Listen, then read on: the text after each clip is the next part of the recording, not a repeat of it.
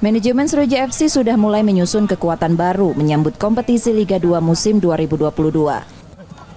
Setelah mempertahankan 80% pemainnya musim lalu, Sriwijaya FC kini sedang menjajaki menggunakan pemain naturalisasi. Selain Beto Gonçalves, ada pemain naturalisasi lain yang jadi bidikan seperti Zahrahan yang berminat.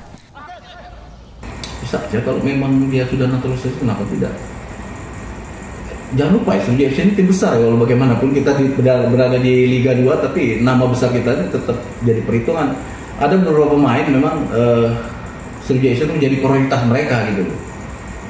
Dia bermain di klub yang memang belum serius ya mengelola tim. Kita serius mengelola tim, walaupun sejauh ini kita belum siap ya. Artinya kita selalu serius. Sriwijaya FC itu selalu kalau bicara target, tetap targetnya harus lolos.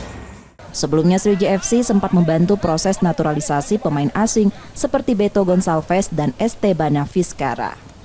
Nur Muhammad, Kompas TV, Palembang, Sumatera Selatan.